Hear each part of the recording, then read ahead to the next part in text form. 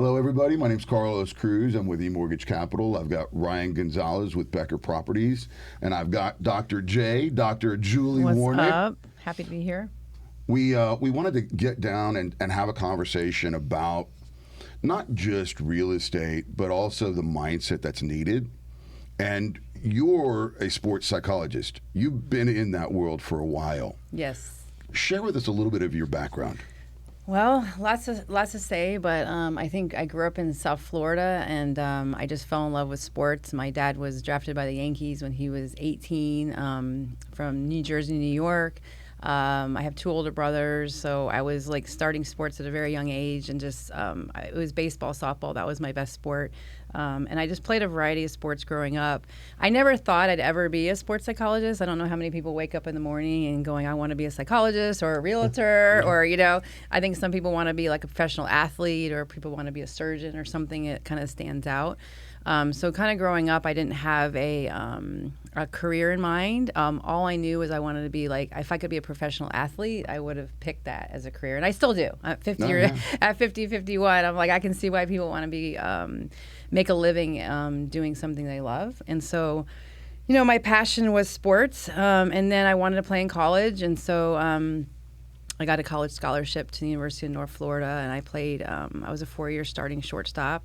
Fortunately, I played every game. I also had some injuries and setbacks. So going into college, I was undecided career-wise, and my junior year kind of changed my whole life. It was mindset and mental. My mental game was like, what's going on, Julie? Why aren't you performing at your best? And the reason why we're here today kind of changed my life forever was realizing that mistakes are inevitable, loss is inevitable, and you're going to screw up. And so it was like a huge weight lift on my shoulders, because I recognized that errors were going to happen. And it changed my life, because after that I played a lot more freely, and I viewed mistakes as opportunities, and that they're going to happen.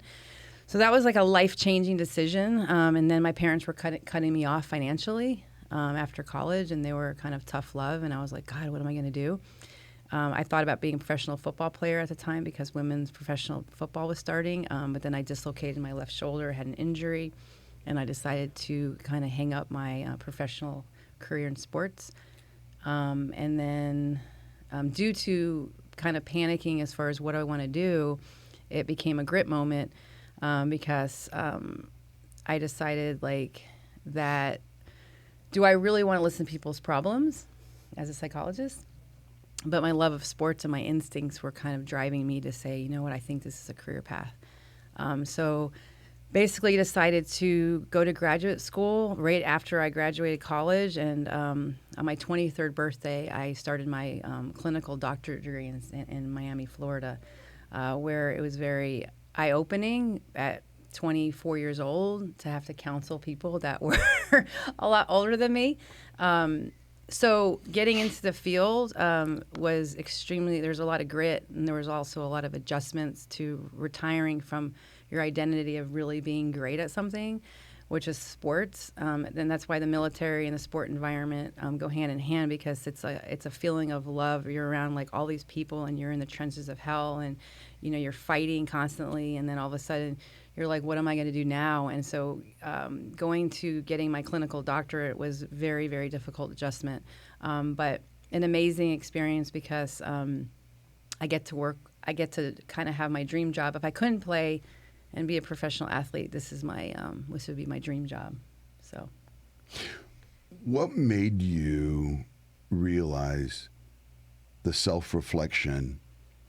And what gave you that power? Was it your family that you grew up in that said, hey, you need to look at yourself first? That's a great question. My father struggled with mental illness my whole life. So what happened is when I started my doctorate, I felt a little depressed. And I didn't know why, but I also knew that if I'm going to be a psychologist, I better clear out whatever is in my head, because I don't want to bring my issues to the person in front of me. So how challenging was that? Very challenging. And this is why self-awareness is very important, because I was 23 years old. I mean, starting a doctorate at 23 in psychology was very, very overwhelming. Sure, yeah. Very complicated mental health. And so I was coming from retiring from something that gave my identity. I mean, my identity was everyone knew me as a great athlete, the way I play, throw, hit the ball. I started every game in high school and college. And then hanging out my glove was very difficult. So you have to have courage because it's very difficult to walk into a therapist's office. Most people avoid it. Exactly. It's very hard. And it was the hardest thing I ever did. But it was the best thing that I ever did because when I work with veterans who have PTSD or been assaulted or whatever in their deepest, darkest, I'm not afraid to kind of cry and be vulnerable with them because I've been in that chair where, because I think when you're around a father who was the toughest Marine and the best athlete, and you watch him kind of suffer through mental illness, I had to break the cycle because he didn't want to talk about anything. And so it led him to a really bad path of severe depression. And so when I went in, it was very scary and very vulnerable, but I was able to just kind of I tell people therapy is really just an avenue where you can just get everything out. Mm-hmm. I say expressionless depression. A lot of people just don't want to get it out. They want to hold on to it and it just kind of takes over. So to answer your question, I didn't have a very good guidance in my home where it was we talked about mental health. I had no idea really what it was. It was just something my instincts.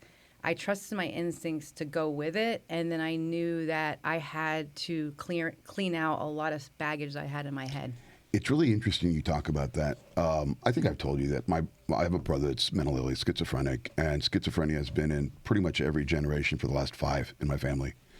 Wow. And so we all have a little bit of baggage with us, and it's something that I've always had to be aware of and be cautious of. And every now and then my reality will, and I've shared with him a couple times that, I won't sleep for 5 days. And it's my baggage. It's my noise. But it's interesting. My brother told me when I was very young, he said, when you realize you have a problem, you also realize that you have a responsibility to fix that problem or at least address it. Mm.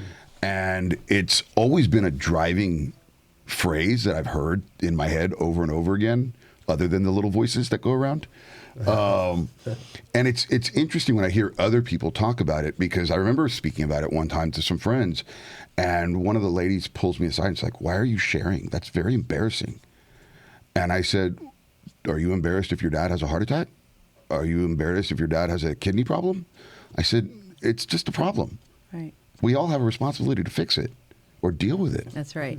That's right. And how important is just talking it out? I mean, even if it's not a psychiatrist or anybody in psychology, having a friend, just having a friend or a family member, Absolutely. just to talk out. I feel like every time problems are shared with somebody, it's kind of a weight off your shoulders, right? And so That's exactly there's right. a lot of people that are embarrassed, like you said, or may think that it's embarrassing to you to talk about it, but you just learn to just be open about it and honest about it. It probably I love my brother. Yeah, it's probably helped you too, right? Yep. Yep. Just having, I tell people that just getting it out, journaling, writing it, or just even your feelings. Like I tell people, just be angry or be sad or be frustrated. Being able to label what you're feeling is getting it out. Because if you can't feel what you're feeling and you don't talk about it, it just kind of takes over into major depression and a lot of. So there's some truth to that. Holding something in just is probably the worst thing for you. It bottles up to where you eventually probably take it out on somebody you shouldn't have, or doing something you regret, right? There's a lot of PTSD or people that have been through a lot of hard times or grief, and a lot of people turn grief into anger, and then they wind up hurting other people with that. And really the underlying issue of the anger is a lot of time is sadness, and I tell people you got to get in touch with that. I have veterans that are taking it out on their wives and their kids, and I have to wear my hat of don't hurt people, but I also wear my hat as you need help and you need to talk about it, and talk about it is really hard. But even if, like you said, even if it's a friend or a support group or your wife, but the talking and expressing is very, very healing. But we still have this macho judgment, where we know how important mental health is, but people are so afraid to walk into a therapist's office or afraid to really talk about it because they're the vulnerability piece, And so now, like, I cry. Like, I cried with a veteran, or I cry with a client, because it's very healing to know that, I struggle just like you struggle, and just like you struggle. Like, you don't have to be, you can be the number one athlete in the world, and everyone is going to have struggles, and it's really okay. And the mentally healthy people, the true confident people, are saying, I feel sad. I've been depressed at times. I've had a hard time. It's the narcissism and the arrogance that people kind of, that aren't afraid to admit weakness. But when you can admit that you don't know everything, it's very healing. And I took the vulnerability of me being in counseling and I share that, and that's even more healing, So I look at myself like, I love sports, but giving back and helping someone has been the ultimate gift. Like hitting home runs and bombs and playing sports, like I freaking love like playing sport, and I love being in the grit. But helping people to get help or not want to kill themselves, it's been very. I have a lot of gratefulness for my career. I never thought I would ever have. So it's interesting how there's a lot of people that look at others and say, wow, it must be easy for you.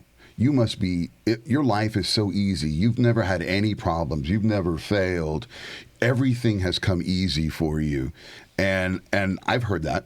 I heard that growing up in school. I heard that in college. I heard that in life. I heard that in my careers. And it wasn't until I failed violently. I got fired. I'd gone to a company, got hired, fixed all their problems, got them out of the red and the black.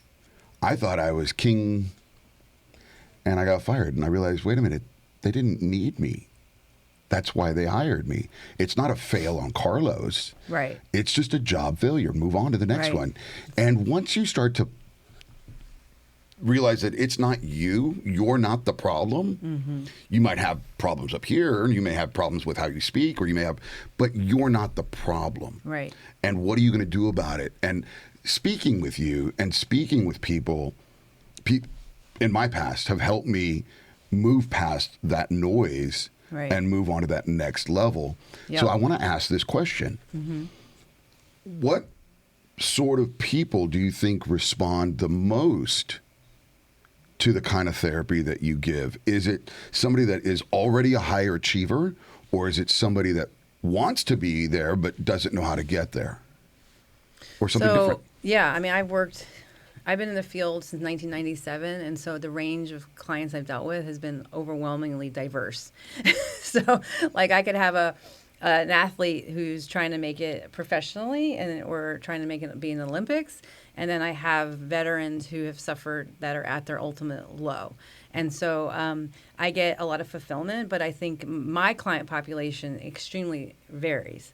But I do think that the thing you said that's important to today's discussion and grit is the way you perceive something. So why people are successful is also where you blame, like you said, like, what did I do wrong? But a lot of times maybe it has nothing to do with you. So like in the business world, right? I mean, like if you're selling homes, like you may think this home is perfect for this person, or even your partner, you think, oh my God, when I date this person, like, why aren't we working out? But the reality is, it's not how it works. It just doesn't work out. Like sometimes things just don't fit. They don't fit, and like you said, it has nothing to do with you. And I have to teach people to think that it's not you. It's life is very illogical. But I think you said something also, not the words, but it was self-awareness. You know what? It may not have been you that was the problem, but what could you have done differently? Right. How could you have responded differently? How could you have recovered differently? Whatever that is, what can you do to not either control that situation in the future or not put yourself in that situation? And the way I view it as this is my sport and performance hat on, and it's also in clinical psychology, is that if you don't know who you are, you can't change anything. Okay. Well said. And that's why, like, when sports, athletes have great coaches, because if you don't know your technique very well, then how are you going to fix it? So therapists and psychologists are just great coaches, and great coaches ask questions, because questions, the self-awareness comes from asking, what do you see? What did you do wrong? And because when you're under pressure, you're in a game or a baseball game, you have to make those adjustments. So if they don't know their what's going on emotionally, and if they don't know what's going on technically, then they can't make those adjustments in the moment. So I have athletes, and I have a friend who's a realtor too. She's like, oh my God, this journal that you have is like perfect for realtors or for business professionals, because my journal, what I do is to prepare an athlete for competition. Because I tell them, like, if you're just going to a practice or game without a plan or a goal, like, you're just wasting a lot of time. And I tell people, it's like going to H-E-B without a list and you're hungry. Oops. Yeah, $300 later and you're eating a bunch of shit and crap. And, Right. You're not making the most of that hour. And that's the key. Kind of like going to the gym, like working out, right? You Completely. You typically have a game plan on what you want to do that day, what you want to work out, how many Right. sets you want to do. So self-awareness, so the goals I have created, like, so for example, is like mental goals. And this is why you can take the performance piece of psychology and you can put it into the business world. Is my mental goals for competition, like my focus, my confidence, my aggressiveness. So your mental goals, getting over mistakes quick could be one, and learning how to perceive mistakes as opportunities. And I say failure is the best medicine. Like, who cares is a great, like, after you make a mistake, who cares? Desensitizing emotionally from a mistake. And then the second would be technical goals, like if you're an athlete, you're staying in your hips, or you're something, focus-wise technical. It could be in business world as well. And then after, and strategic goals, obviously, for strategy. And then after, which is very important, is after the competition, athletes for self-awareness. What did I do well? And this is the thing, is because most people, what we do is we go negative. Why didn't it work? What did I do to cause the problem? Instead of saying, okay, what worked? And then how can I get better? Right? What Tracking can I do? performance. Right. And so athletes have to prepare before, during, and after competition, but many people don't do that. It's interesting you say that, because in the military, we used to, every time we had a mission, we had a pre-plan. And then after the mission, we'd sit back and we'd do an after-action report. And I took that experience into business, and it allowed me to succeed very quickly. Where, like I said, where people would just assume it was easy for me. They didn't see what I was doing at 5 a.m. They didn't see me what I was doing at 7 at night. The prep. There you go. They didn't see that. And I remember I was very fortunate. My brother went to Stanford, so I got to hang out at business school during the summer. Yeah. And so I remember sitting in there, and the professor was talking about being a duck. You don't see the little legs going 90 miles an hour under the water. Oh, I love that. And it's just always been something that's resonated with me. And when I listen to people that are high achievers, I think a lot of it is not what I do well. They know that they're going to do well because they do it consistently, discipline. But they talk about what they did and how they dealt with the pain of a wife maybe that's not happy that they're gone all the time. Right. Or a partner that is distrustful. Mm-hmm. And they'll talk about how they cut the cord and move on because they have a very distinct focus of being an achiever in certain areas, certain business goals.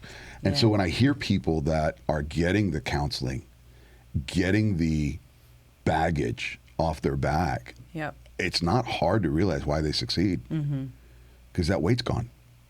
That's right. That's right. What's stopping them? So it's and you're focused and you're distracted. What are your distractions? Is it internal distractions? Is it external distractions? Relationships? But it's tons of work. I mean, to get where I'm at today, I paid for my whole doctorate on student loans. I went to in-depth counseling for myself. It wasn't this quick path, and I think a lot of times people just think it's going to be like this quick path they're going to have. It's tons of grit. I mean, my podcast is called Getting Gritty. We sat around a year and a half ago because I want to help more people, just like you guys are doing right now. Just versus just sitting in my office and helping the people in front of me. I wanted my voice to help more people. And I was sitting with my producer and his sons, and we were in a conference room just like this. And John, who I work with, and was like, what are you going to call your podcast? And I said, I don't know. Let me just think about that for a second. And I just said, what is the one thing that it's for successful people? What is one thing? And I said, grit. And they're like, what do you mean? What is grit? I'm like, well, there's research studies, including myself as a psychologist and as an athlete, that you're going to fail all the time, that you're always going to make mistakes. And you're you not come failing, back. You're not trying. You're not. And you're going to have to bounce back, and you're going to have to get up, and most people don't get up. That's the issue. It's funny because I grew up in the 70s, and I grew up in that childhood, again, being number 5. I was the disposable kid, you know. Brothers were already at Stanford and Rice. I was number 5. I was not highly relevant. I was a sub-athlete. You know, I wasn't gonna, you know, I had a little gray matter going on, but that was about it. So whenever I would fall or get cut, I remember my mom would just say, clean it off. Go get clean, do it again, go have fun. And my mom was always probably my best coach, and always has been. Aww. Because she grew up with grit. I mean, there's a story. She's embarrassed by it, but I'm going to tell it. You know, they grew up so poor. She made a slingshot, and so she would go into the woods and shoot dove, and then she'd make a little fire and cook dove. Wow. And she's embarrassed by the story. I'm like, Mom, I love that. people can't even shoot a dove with a shotgun. That's and right. you're hitting it with a slingshot. That's amazing. That's awesome. And it's Wow. she knew at an early age that she was going to survive and do well. Survivor. My mom worked 3 jobs. I told you this story. She worked 3 jobs to buy a house in Alamo Heights. Wow.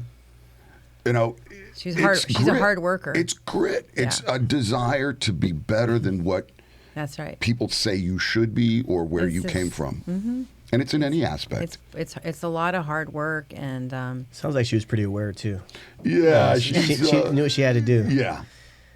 yeah, she was a fighter, and she's mentally She's tough. 92. She still mows her own. Well, she up until a couple of years ago, she still used to do. Mow But her own see, lawn. you witnessed that behavioral conditioning that helped make you who you are, yeah. and that's the issue. Is our parents today, they're we need to work on our leadership.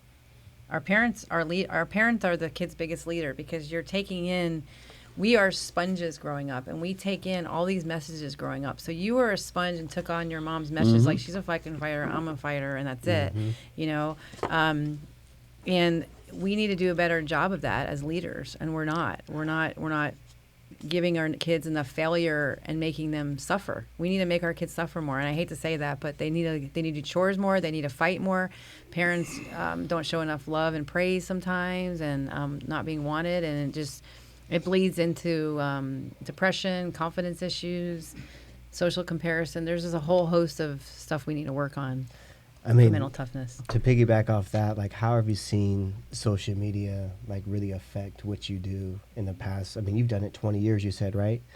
What, being a psychologist, or Yeah. And so, like, in the last 10 years alone, or even before that, 15 years, how much social media has grown, how it's affected these young athletes that come to you, or young military people that come to you? That's got to be a whole nother world of social media. These guys are getting criticized, but it's not to their face. Right. It's just on a feed. Well, we have to develop our kids today have to have a lot of confidence and belief in themselves, and a lot of strength, because people are getting bombarded by a lot of criticism. I remember I decided to put hire a marketing company to do some of my work with my videos I created.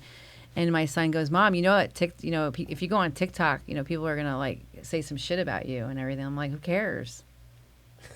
Well, I've read. I literally said that. I'm like, I don't care. I've read that some college coaches are actually asking their players to disconnect completely from social media, just to avoid the noise. Well, people are just unhappy, and unhappy people want to cause more harm. They just are. I mean, it's funny. One day we talked, and he said, "You speak very differently to people than what I'm used to. You're very direct, and people seem to actually gravitate to that." Yeah, because if you don't like me, I don't care. That's exactly right. I curse. I'm just honest, and it's like I have a small circle, and I don't. But I will also go to bat for you. Absolutely. Every single time if you're in my circle. Exactly, because we're fighters, and so yeah. So social media, like, you know, if you're seeking validation from outside within you, then that's the problem. Like if you love yourself and you know who you are, then you don't really give a crap what Johnny says, because I'm successful. I don't know what Johnny's doing, but I don't think he has what I have.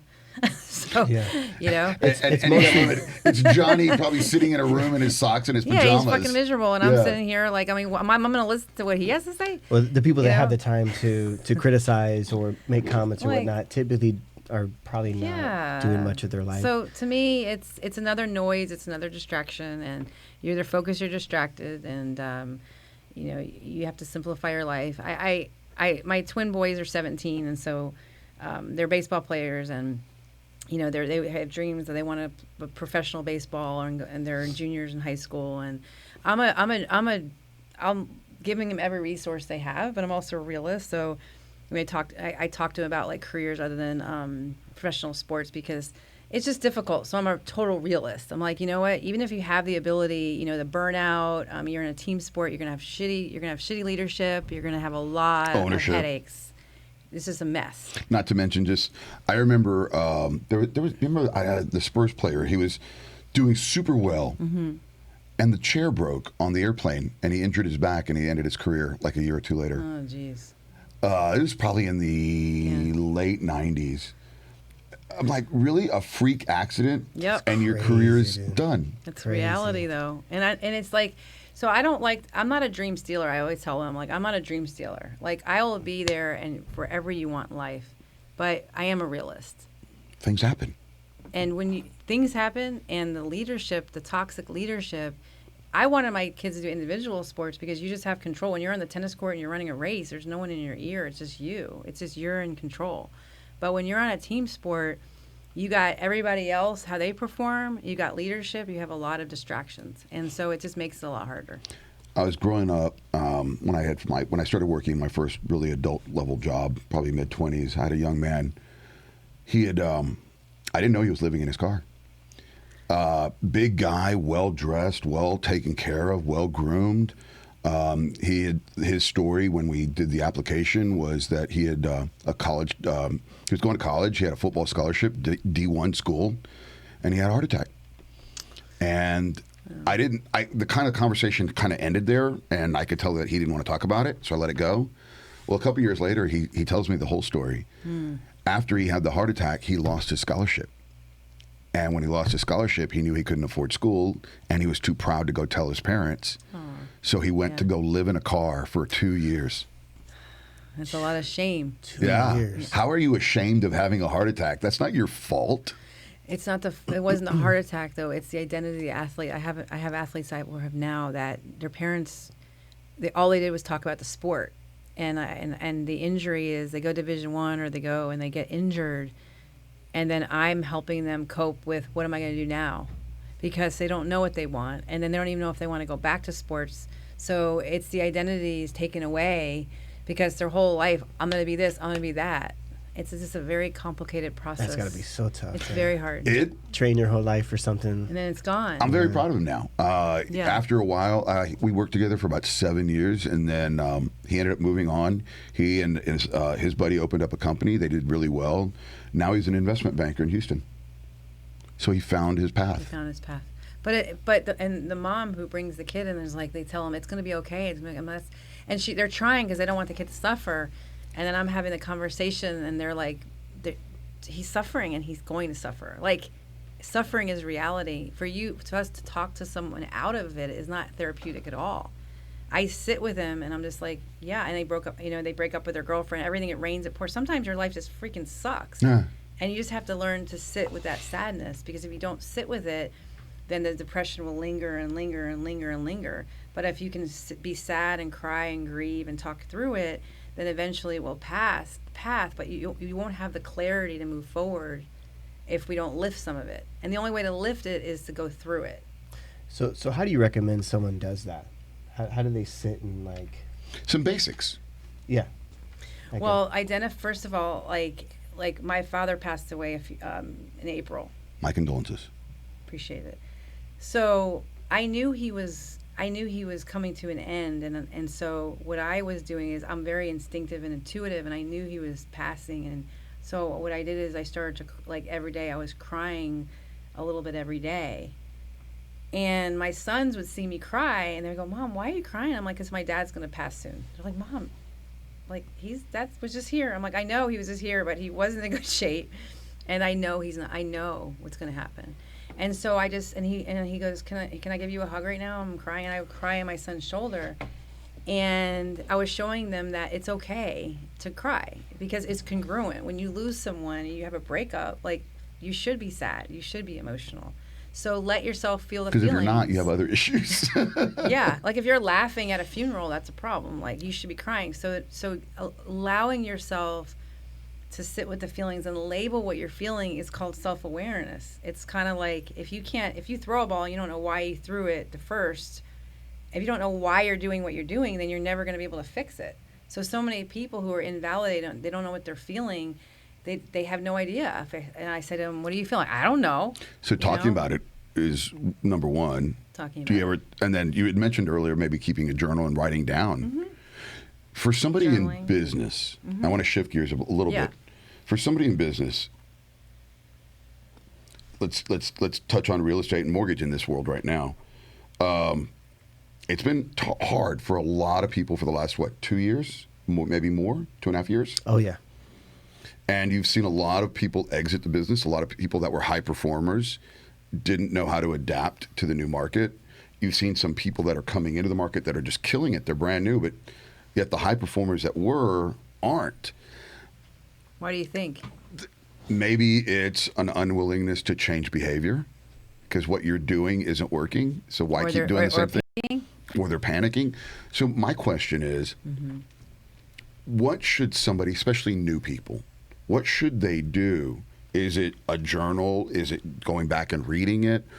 Is it setting clear goals that are realistic? Is it partnering? Is it maybe cleaning up your circle of friends? I think it's a D, all of the above. Okay. I think there's no one size fits all for anybody. I think that's what everyone is looking for, that silver bullet, right? I want that one thing that I can just change, and I'm good. That's just not how it is. Yeah, Life is not. It's not black and white. Oh man, no one told me it's not. I wish I could easy. just be the genie, in a bottle and just say it's easy. I mean, just like you. I mean, I had a. When COVID hit, it hurt my practice because all the sports world, I was booming before COVID. Yes. I had tons That'd of be hard. athletes, and they were coming in, and all of a sudden I went from no athletes because there was no more sports. The performance industry, the Cirque du Soleil performers, everybody went downhill, and so they lost their career, including mine. I had to pivot a little bit. And so the key word would be pivot. Yeah. And so like when that happened, I took on another income job and I just redid something else in my field. So like I work with military now. And that pivot with military has led to me being hired by Special Warfare, which is on hold right now because of our government shutdown. But I think if you love what you're doing, you have to stick with it. Have a mentor. Yeah.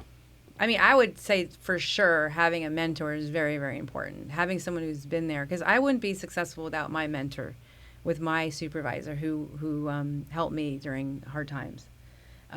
If you have a passion and enjoyment and riding the waves and learning how to ride the waves, I mean, what do you guys think about that, the markets? I mean, how do you get through it? What would your advice to be for that newcomer? For me, I think setting realistic expectations is one. And then holding yourself accountable to a certain behavior and then measuring what the results were fairly. And that's a word I rarely use, fairly. But to look at the good and the bad and figure out what you should do differently. Okay. I think that's one. But also, your circle. If you don't have a good circle, I can tell you at a very young age, I thought I had a good circle. I had job opportunities in Manhattan, in Miami, and at incredible challenges. And I failed to realize that my circle didn't encourage me, but held me back. So negativity. And I look at the circle I have now. There you go. I mean, it's a tiny little bubble. Yep. Ryan's Yeah, it's healthy people who I want cheer people you for you. that are proud of your success, not envious or That's worse. right, and that's hard to find. Do you talk a lot about that? Your circle and who you're I mean, who you're around constantly? Completely. Yeah. It's my circle. I I have a couple best friends, my family, and I don't trust many people. I'm going to be very honest. It's a very corrupt world. So if you're not with someone who's lifting you up and honest, and, to be successful, it's being likable and being trustworthy. Like if someone comes to my office, I'm like, this is who I am, Dr. J. This is who I curse a little bit. I'm funny. I'm smart. Like I'm nice. Do you like me? And do you feel safe with me? And if they do, great. And if they don't, then leave. And don't stay with me unless you feel safe and comfortable with them. But there's a lot of mistrust out there because, as we should, I mean, as you know, there are people that will burn you. And so you want to be around people that love you for who you are, that are going to celebrate you and not be intimidated by you. Confident people who love themselves are going to root for you. Yeah. There's plenty of business for everybody out there. But if you're likable and you're good at what you do, you'll be successful. Yeah, in the past, I've had a couple people come to me and ask me specifically about sales and how to be a good salesperson or whatnot, especially if they're getting into any type of sales or real estate. And I've never been a salesperson myself. I understand you have to sell yourself to your potential client, but I've just been real, I feel, to anybody who comes my way, because people are going to do business with you if they like and trust you. There you go. Be honest. And that's what I always tell everybody. And it's more about listening than it is talking. Like you can talk yourself out of a sale real quick, I feel. It's funny you say that. I at a very early age, I was the kid that felt like I had to speak over everybody. I had to take control of every group meeting. I had to be the hammer in the room. And it's funny, I was very fortunate. I got to be mentored by our CEO. And the first thing he said is, shut the fuck up.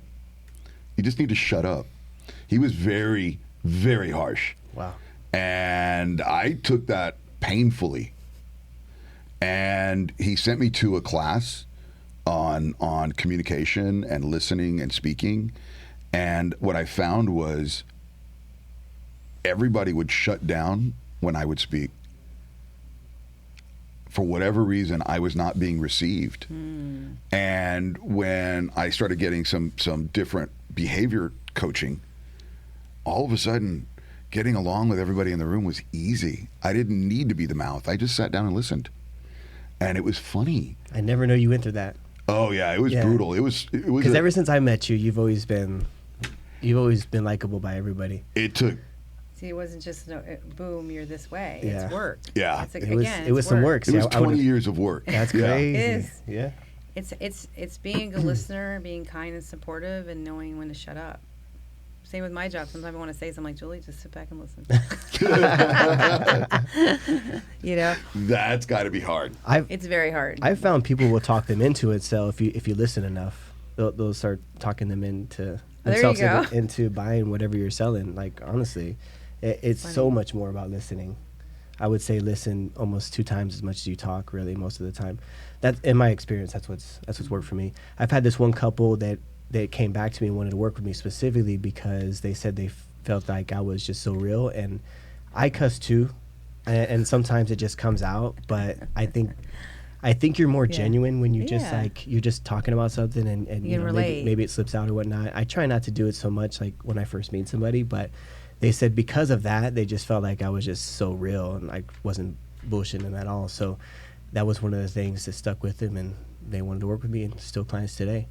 So you don't want to make anyone buy something. No. It's very uncomfortable. You don't want to make anyone do anything because people don't have boundaries. That's why you just don't. The other thing that's push interesting people. is when you start making people do something and they do it, then they blame you. That's a good point. Because they don't own it. They never did. There you go. It wasn't their decision. You pushed them into it. Definitely. And empowering others. I really learned that lesson from my wife when she would tell me, stop trying to force a situation. You can make it happen, but that doesn't mean it's what should have happened. Right. Yeah. It works with parenting too. I tell them all the time, this is not my life. I'm not making you go work out. I am not making you. You have all the resources, but if you want it, it has to come from you. I no longer make my kids do certain things. Their passion has to be there. Now I tell them, how did it feel when you struck out twice? Did you practice over the weekend? I'll ask those questions. Oh no, well they're back in the cage now working. So questions. But there's something you said without using the words, and it was interesting. I just heard it. So I listened to my brother when he was speaking to me when I was young, and I said, "Yeah, I'm going to join the military and learn discipline." He goes, "No, you're going to join the military and earn obedience." He goes, "But through obedience, you will develop your own discipline." Yeah. And again, being child number 5, Mom was going to work at 6 in the morning, coming home just to make dinner, and then going to sleep, and then going back to work, doing all those things. So I kind of raised myself. My grandpa was there, but he was already elderly. So I kind of did what I want. We were the kids in the 70s that would get on a bicycle and just disappear for days. Yeah, well, I love hours. That. Yeah. But it was safe. It was really through some of the discipline that I was able to stay focused and start finding success early in my career. Yeah. But you don't do those things. You got to do the work. I got a question for you. How different is like an elite athlete's mindset versus someone that is maybe amateur, someone just coming into the sport? Right. Like, what does that look like? So I'm a baseball player and a softball player, so I've been watching the World Series. And so I always love to watch the interviews for the athletes. And I always notice the gritty players. So I'm going to pick Blue Jays. I will never bet, and no, betting is crazy. I don't know how people can bet in the postseason because it literally is a 50-50 chance, right? Sure. And I never really gamble, but if I had to say why I picked the Blue Jays, it's more of the psychology of why I picked the Blue Jays. Okay? Because they're both amazing teams. And I love Freddie Freeman. He lost his mom, and he's an absolute beast. But the Blue Jays' response of why they're so good is because when they lose, they don't care. They got beat in the 18th inning by Freddie Freeman's home run a couple days ago. Crazy, right? And they just destroyed the Dodgers last night. The next game. You see what I'm saying? Because great athletes, elite athletes, they don't look at it as these huge psychological wounds when they lose. That's the difference. Wow, that's a perfect word. It's a wound. Yeah, I can see some teams not getting over that. Oh, man, that's a really good word because a wound isn't something that just goes away. Yeah, and like in basketball, they say shoot your way out of a drought. Like if a shooter's not doing good or shooting good, they just shoot. You just got to keep going. You can't let. Kobe Bryant wrote. There was an article when we used to have newspapers. I miss printed newspapers, right? In the morning, yeah. Oh my God, I look forward to Sundays and reading all that. And I remember there was a headliner, and I cut it out. I don't have it anymore, but it said Kobe Bryant, 0 for 16 hits game winner. And that's awesome. That's the ultimate depiction of elite athlete right there. Well, we've all seen that poster of Michael Jordan. I've missed, so many shots in my entire career. I've missed so many game-winning shots, and it's like at the very bottom he says, "And this is why I keep trying."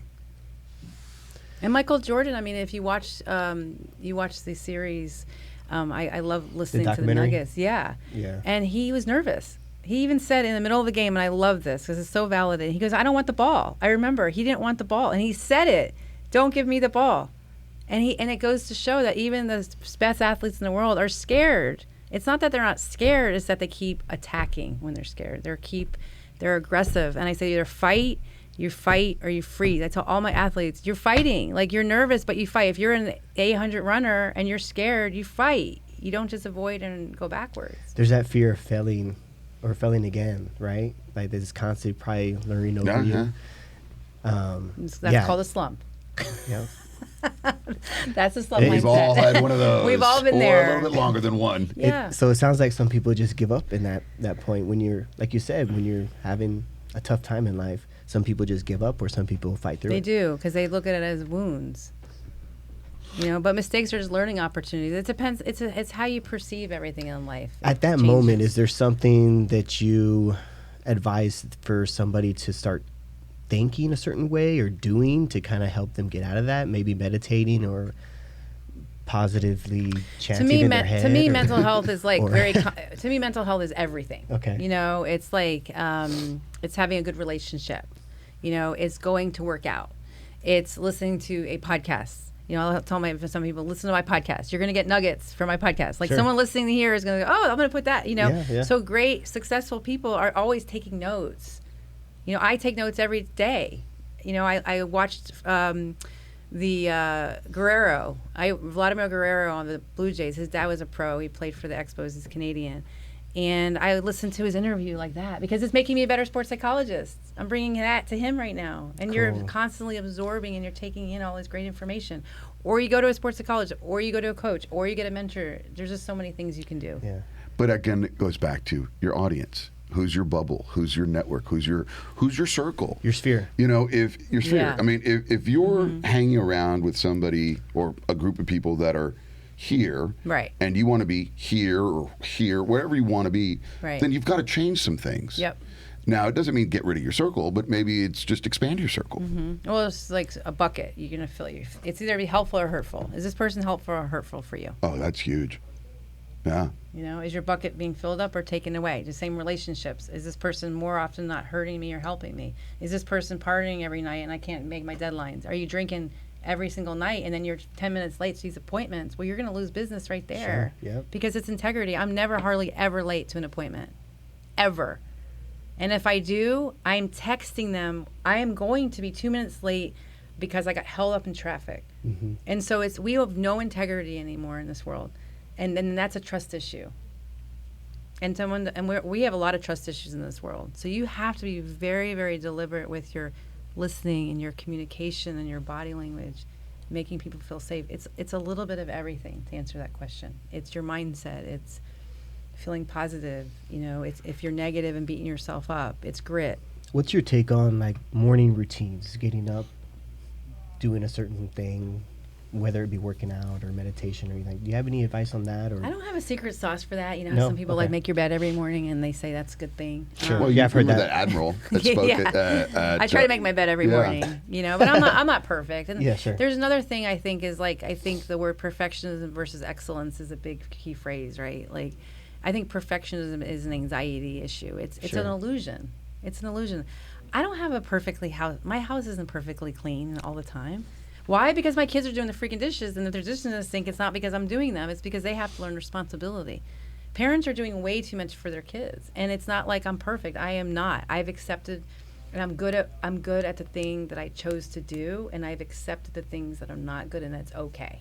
But I think people have to always be perfect all the time, and they don't have to. It's good enough. It's finding a way to win. It's finding a way, and it doesn't have to be perfect technique. I have a perfect home. No, it's not like that. You don't have to be perfect. You have to be good enough. I was talking to my twins, and we were sitting down and talking about life. And he goes, "Yeah, Mom, I really want to be a pro baseball player, and I want a nice house, and I want a nice car." And I said, "You know, Nate," I go, "Great." I go, "I'm happy to support you in your dreams, and I think it's great. I think having a nice home and having a great car is absolutely great." I go, "But what's more important is our relationship that we all have as a family and how much we love each other." I go, and the fact is that we talk about sex and we talk about love and we talk about heartache and we see each other crying and my kids genuinely want to be in my presence. Like my boys genuinely want to be with me. Like they cuddle, like we hug each other. And I go, that is really what it's about. Now, if you can have all of that, well, that's great. But if you have like millions of dollars and you're never home and you miss all your kids' games and you're never home, that's not a balance. You know, I've chosen not to be in work in like certain professional arenas. They already know because I'm a mom first. And so like I've been to almost every single one of my kids' games. And I will not choose money over my kids. That's awesome. Because I can work I can make a lot of money and work 200 hours a week, and I choose not to. It's funny you say that. Okay. So one of the lenders we work with is United Wholesale Mortgage. Matt Ishbia owns United Wholesale Mortgages and started the company when they were very young. Anyway, it is now the largest lender in the U.S. They are the number one lender. Matt played college ball with Michigan when they won the college football championship. He knew that he was never going to be a pro basketball player. Anyway, long story short, he builds this massive company. And we were in a group meeting. He speaks with our team, and he says, "Yeah, I don't miss my kids' games ever." This is a billionaire that puts his kids first. Thought that was pretty cool. The kids are going to remember that. Because that's his priority. And then the kids are going to do that to his kids. Yeah. You know? So it's really, be careful what you wish for. Because like a coach in the Major League Baseball with kids, I've seen they're not home. I mean, think about it. They're never home. Right. So a lot of people are wishing for being famous and wishing for success. But be careful what you wish for, because everything, there's a cost and reward for it. There is a cost for everything.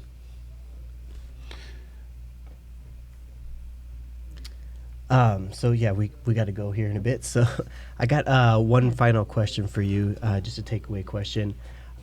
What's one daily thing you think somebody should do just to build that tough mindset? Gratitude. Gratitude. I've heard that before. How so? I think we miss what's important in life. I think we're very negative culture. I think it's always we want more, more, more, more, more. It's Sure. very hard to be grateful. We're filling a bucket with no bottom. Right? I mean, what it think feels like. about it. We're Yeah. in a rat race, and we always want more, more, more, but it's like never enough. So I think maybe just kind of waking up in the morning and like just kind of like thinking, how am I going to be a happier human today, or how can I even help someone today? And finding enjoyment in the small things. Okay, I like that advice. I think that's the best takeaway I've heard in a while. Seriously.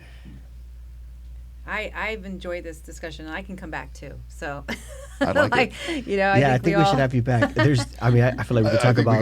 We could talk for a few more million- hours. Yeah, Yeah, for we sure. can. I'm sure you have a lot of good stories too. Lots of stories. Yeah. You know, performance psychology is what I am, and that's cross-trained into military professionals, business professionals. I took a course on it, and it's all very similar. Being a successful business entrepreneur is like being a great athlete, and it's all about goal setting, confidence, empowerment, being around quality people, distractions. So there's a lot to talk about.